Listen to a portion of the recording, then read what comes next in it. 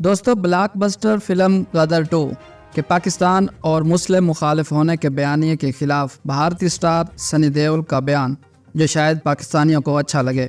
اس film میں امیشا پٹیل اور سنی دیول کے بڑے پردے پر واپسی، جنہوں نے آتے ہی پہلے 15 دن کے اندر ہی 440 کروڑ کا بزنس کیا ہے۔ اس فلم کے بارے میں تاثر دیا گیا تھا کہ یہ پاکستان مخالف ہے۔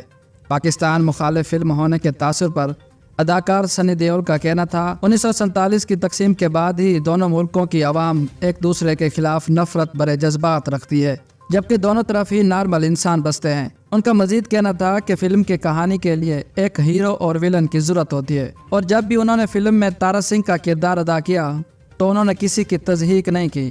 سنی دیول کا مزید کہنا تھا کہ ایسی فلموں کو زیادہ سنجیدہ نہیں لینا چاہیے، اس کے برعکس ڈیجیٹل پلیٹ فارم اور نیوز چینلوں پر اس سے بھی زیادہ بیہودہ چیزیں موجود ہیں۔ سنی دیول نے بتایا کہ سینما کا مقصد انٹرٹینمنٹ اور فلموں کو اچھا دکھانے کے لیے تھوڑی بہت مبالغہ آرائی کی جاتی ہے، اس لیے اس کو صرف فلم کی نظر سے دیکھیں، نہ کہ دونوں ملکوں کے تعلقات کی نظر سے۔ آپ لوگوں کو کیا لگتا ہے کہ سنی دیول کا یہ بیان دونوں ملکوں کو جوڑنے کے لیے تھا یا کچھ اور؟ اپنی رائے کا اظہار کمنٹ میں ضرور کیجیے گا۔